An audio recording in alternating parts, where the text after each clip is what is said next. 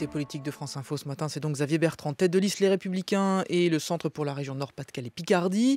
Jean-François Killy est là, Guy Birenbaum aussi. La première question pour vous, Jean-François. Alors nous sommes à 2 semaines, Xavier Bertrand, du premier tour des régionales. La campagne semble bien loin dans les esprits après les attentats et pourtant... Notre sondage exclusif, Ipsos Sopra Steria pour France Info et France 3, donne Marion Maréchal Le Pen largement en tête au premier tour en Provence-Alpes-Côte d'Azur. Je donne juste 2 petits chiffres de rappel. Elle progresse de 3 points, 40%, 10 points devant Christian Estrosi. Elle est en tête au deuxième également, 41% contre 34%. Alors vous avez Marine Le Pen face à vous en région Nord-Pas-de-Calais-Picardie. Les attentats, Xavier Bertrand, et le sentiment d'insécurité qu'il suscite vont-ils doper le Front National ? Au tout début, après ce drame terrible du vendredi 13, il y a eu énormément d'émotions, il y a eu énormément de colère. Et je pense que beaucoup de nos concitoyens ont été dans une colère sombre. Aujourd'hui, je pense que beaucoup de nos concitoyens ont peur. Peur que ça se reproduise, peur pour leurs enfants. Et ce qu'ils attendent des responsables politiques, c'est qu'ils les protègent. Et dans cette campagne aussi, il va falloir dire qui est capable de protéger les Français. Dans les situations extrêmes, jamais la solution n'est venue et ne viendra des extrêmes. Jamais. Ça va être l'occasion de dire qu'il y a des projets pour les régionales, pour engager les régions dans les 6 ans qui viennent. Et aussi, si on est dans le domaine de la sécurité, qui est capable d'agir efficacement ? Xavier Bertrand, c'est ce qu'ils vous disent, les électeurs, le week-end, sur les marchés. Ils vous parlent de ça, la sécurité. Vous parlez de 2 choses. La régionale, la sécurité, quel rapport ? Ça ne fait pas partie des compétences des régions. Ils vous disent 2 choses. Bon sang, s'il y a des décisions qui vont dans le bon sens, oubliez un peu la politique politicienne et votez les mesures qui peuvent nous protéger. C'est le premier message que j'ai entendu depuis ces attentats et aussi depuis la reprise en campagne. Donc c'est un débat national, quoi, en fait. C'est un débat national, mais attention, ils vous disent aussi, la région, comme les communes, qu'est-ce qu'elles peuvent faire pour nous protéger davantage ? Et là encore, en ce qui me concerne, j'avais mis en place un projet basé à la fois sur le travail, sur la sécurité. Ce projet reste toujours d'actualité parce que c'est le rôle des maires, comme des présidents de conseils régionaux, de protéger davantage nos concitoyens, notamment dans tout ce qui dépend de la région, les lycées, les transports, les gares, les trains, mais aussi d'aider les communes qui décideront de renforcer leur sécurité. C'est ce que je ferai. Vous n'avez pas répondu à la question. Est-ce que vous craignez, est-ce que vous craignez que ce qui s'est passé dans ce pays, qui hante tous les esprits aujourd'hui, va doper le Front National ? Non, je pense que si on explique clairement qui fait quoi, qui est capable de protéger, je pense que les Français regarderont lucidement qui est le plus capable non seulement de les protéger, mais aussi de redresser les régions. Et là, dans ces conditions-là, excusez-moi, mais le Front National qui va nous donner des leçons alors qu'ils n'ont pas voté la loi renseignement qui protège les Français. Le Front National qui surfe, qui agite les peurs, mais qui n'a pas voté, qui a bloqué le programme PNR pour traquer les terroristes qui utiliseraient les vols aériens, que ce serait qui a une été aux mesure abonnés inefficace, absents. Non, c'est tout simplement parce que là, on retrouve le vrai visage du Front National. Un parti d'extrême droite qui refuse le rôle de l'État, y compris quand l'État peut protéger les Français. Et encore une fois, j'en ai assez que l'on entende en permanence un Front National surfer, agiter les peurs, mais qui ne propose aucune solution. Vous pensez qu'on peut faire campagne aujourd'hui, même si c'est à 2 semaines du premier tour ? Regardez, le Parti Socialiste a suspendu sa campagne jusqu'à la semaine prochaine, et peut-être vous auriez pu attendre l'hommage national aux victimes. Écoutez, il y a eu le deuil national jusqu'à mercredi. Je n'avais pas le cœur à reprendre la campagne après mercredi. Nous avons recommencé cette campagne différemment. C'est vrai que le ton est différent. C'est vrai que je pense qu'il n'y a pas la place pour les invectives entre les uns et les autres, surtout qu'en plus, personne n'a de leçons à donner. Et puis surtout, moi, je voulais me tenir très à l'écart de tout ce tumulte, de ce brouhaha que l'on a eu entre, excusez-moi, l'opposition, la majorité. Aujourd'hui, on a besoin d'être soudés s'il s'agit de prendre des mesures efficaces. Et moi, je serais prêt à voter toutes les mesures qui seront proposées, qui protégeront davantage les Français. Sans état d'âme, sans hésiter. La seule chose, c'est qu'il y a le renforcement de la sécurité, c'est la priorité numéro 1. Mais on a besoin aussi d'une nouvelle offensive républicaine qui passe par le travail, par l'éducation, par la culture et aussi, vous le savez, le rétablissement des valeurs républicaines. Je suis depuis longtemps, très longtemps, partisan du rétablissement d'un service national qui fait cruellement défaut dans notre pays. Qui a été supprimé par Jacques Chirac en 1997. À l'époque, de se dire qu'on allait vers une armée de métier, ça avait du sens. Mais on a oublié que le service national, c'était un creuset où tous les jeunes, quelles que soient les origines religieuses, politiques, sociales, des familles, se retrouvaient tous ensemble. C'était ça qui nous manque aujourd'hui, c'était ça qu'il y avait dans le service national, et je suis pour ce rétablissement obligatoire, filles et garçons. Concernant les attentats, vous avez fait une déclaration qui a fait parler sur Europe 1. Vous avez mis en cause l'imam Google, en expliquant que désormais les jeunes se radicalisaient sur Internet. Est-ce que vous avez des nouvelles de Google ? Je dois les rencontrer demain. Ils ont demandé à me voir pour m'expliquer ce qu'ils font. Eh bien, je vais écouter avec attention, mais pour moi, ils ne font pas assez. Ils sont archi-milliardaires. Il serait temps que, non seulement, on sait bien qu'ils sont archi-milliardaires et qu'ils ne payent pas d'impôts chez nous, quasiment pas, mais surtout, j'aimerais bien qu'ils fassent vraiment pour lutter contre le terrorisme. Plutôt que de mettre des milliards sur le transhumanisme, qu'ils mettent des centaines de millions déjà sur la lutte contre le terrorisme et qu'ils se sentent impliqués, concernés. Il y a des jeunes qui se radicalisent.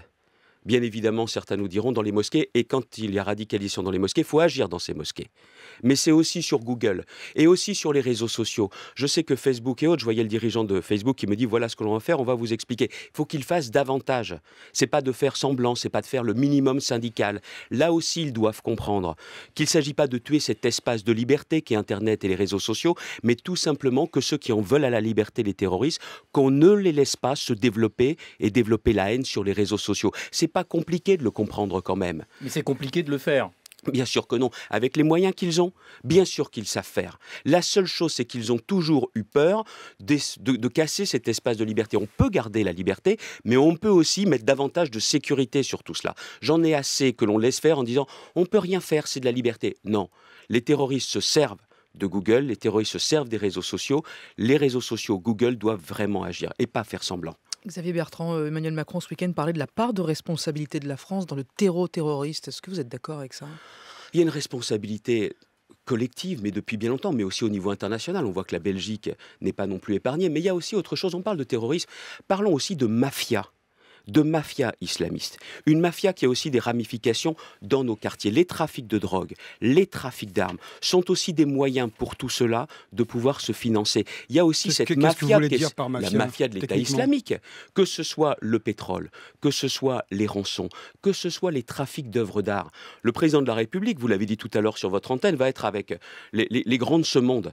Qu'il y ait une action globale, militaire, oui, et pas seulement, mais pour que l'on traque tous les circuits financiers. Parce que vous savez, c'est un peu comme à l'époque de la mafia américaine, il faut s'en prendre aussi à leurs comptables, aux finances. Il faut tout bloquer. Et il faut aussi tout bloquer dans les comptes à l'international. On nous a fait des grandes leçons sur la transparence maintenant, très bien. Alors il faut les frapper aussi au cœur militairement. Il faut les frapper par tous les moyens qu'ils utilisent, les réseaux sociaux, mais aussi s'en prendre aux sources de financement. Enfin, c'est pas comme s'ils avaient des comptes en banque qui étaient au vu et au su quand même. Ce sont des montages qui sont beaucoup plus complexes et compliqués que ça. C'est plus facile de frapper sur une réserve pétrolière par exemple que sur un compte en banque. Mais ça ne suffit pas parce qu'il faut aussi que tout le monde joue le jeu, que tous nos alliés sortent de l'ambiguïté. Qu'on sache exactement où passe leur pétrole, parce que le pétrole, c'est pas virtuel. Il y a bien... Vous parlez de quels alliés, Monsieur Bertrand? Il faut notamment que la Turquie sorte de toute ambiguïté et nous aide clairement, non seulement à fixer dans des centres d'accueil dignes de ce nom les réfugiés, parce que quand les réfugiés sont à quelques centaines de kilomètres de la Syrie, il y a beaucoup plus de chances qu'ils y retournent quand la paix sera revenue que quand ils sont à des milliers de kilomètres. Et d'autre part, tous les plans que nous pourrons faire avec la Turquie, oui, mais certainement pas en négociant en contrepartie l'adhésion de la Turquie à l'Union européenne.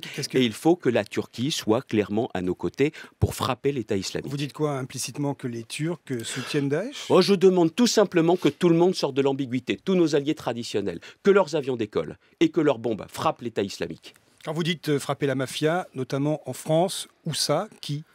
Notamment dans certains quartiers, certaines cités de nos banlieues. Et je pense que si on veut aller chercher les armes, les forces de l'ordre ne suffiront pas et qu'il faudra le renfort en soutien de l'armée. Il ne s'agit pas d'aller faire la guerre, comme certains peuvent l'imaginer en caricaturant les propositions. J'ai l'habitude, vous savez, depuis des mois et des mois, je demandais cette offensive républicaine. On m'avait dit que j'allais trop loin. Je demandais des mesures d'exception pour ceux qui allaient faire le djihad. Vous parlez de l'armée dans les quartiers. En soutien des forces de l'ordre, parce que nous savons pertinemment que si nous allons chercher ces armes, il y aura certainement des heurts. Mais je préfère avoir des heurts parce qu'on rétablit l'autorité républicaine, plutôt que d'avoir des affrontements, parce que ce que cherchent ces terroristes islamistes, c'est une guerre civile entre nous. Et justement, puisqu'on parle d'ordre, qu'est-ce qui devra justifier que l'état d'urgence se lève? Parce que vous savez comme moi que c'est un état provisoire, l'état d'urgence. Donc qu'est-ce qu'il fait? Qu'est-ce qui vous fera voter qu'on le lève?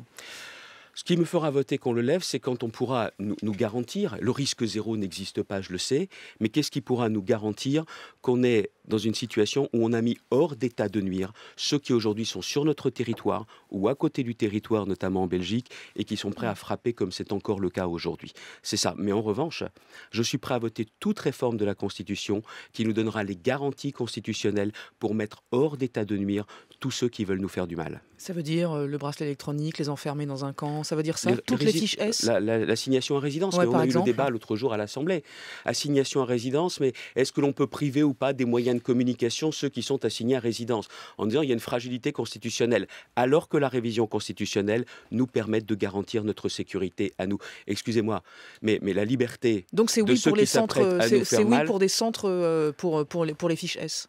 Attendez, les fiches S, il y a une confusion phénoménale qui est faite. Et on est sur un média, on va essayer de faire un peu de pédagogie. C'est avant tout pour suivre un certain nombre de personnes.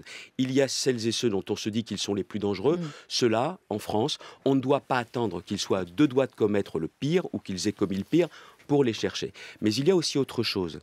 S'il y a cette offensive républicaine que j'appelle de mes voeux, il faut aussi aider les entreprises. Les entreprises sont un lieu où l'on est parfois témoin, spectateur, sans beaucoup de moyens, de la radicalisation. Les premiers signes de radicalisation, un collègue qui ne dit plus bonjour à sa collègue féminine, qui n'obéit plus aux ordres du supérieur si c'est une femme. Là, aujourd'hui, les entreprises sont démunies. Certaines veulent agir, mais il faut les aider, leur donner les moyens de muter, de sanctionner ou de licencier quelqu'un qui refuserait, par exemple, de conduire une locomotive parce qu'une collègue féminine l'a conduite avant lui. Et là, aujourd'hui, dans une entreprise publique, on a parlé RATP, SNCF ou d'autres, ils n'ont pas les moyens aujourd'hui de pouvoir prendre les sanctions qui s'imposent. Il faut donc les aider juridiquement. Jean-François. Franchement, Xavier Bertrand, la droite ne s'est pas illustrée la semaine dernière à l'Assemblée nationale en huant les membres du gouvernement. Qu'est-ce que vous dites? Plus jamais ça? Oui, plus jamais ça. Plus jamais ça. Ce qu'on attend de nous aujourd'hui n'est pas de savoir si quelqu'un va être populaire ou pas. Le vrai sujet, c'est que les gens nous disent « Entendez-vous s'il s'agit de nous protéger ?» C'est là l'essentiel. C'est la dimension républicaine de ce combat. C'est même pas la question droite, gauche, centre ou autre, c'est pas ça. C'est de savoir si on est capable de se protéger et de se souder nous-mêmes. C'est pas faire un chèque en blanc à qui que ce soit. Ce qu'une dame m'a dit l'autre jour dans le Pas-de-Calais, elle a dit « la politique, elle reprendra bien ses droits à un moment ou à un autre. » Eh bien, elle a raison. Le plus tard possible quand on voit les événements. Eh bien, la moitié d'une seconde, Guy. Quand Mme Pécresse dit à Drancy en meeting que l'un des terroristes a été filmé dans le métro en train de frauder et que ça commence par là, c'est pas un peu too much? Il y a un ensemble par rapport aux valeurs républicaines, le civisme, mais ne faisons pas la confusion. Aujourd'hui, la priorité des priorités, c'est qu'on soit en sécurité et qu'on les mette hors d'état de nuire. C'est eux ou nous. Alors c'est nous qu'il faut protéger, c'est eux qu'il faut éliminer. Xavier Bertrand, merci beaucoup en direct sur France Info. Merci Jean-François, merci Guy Birenbaum.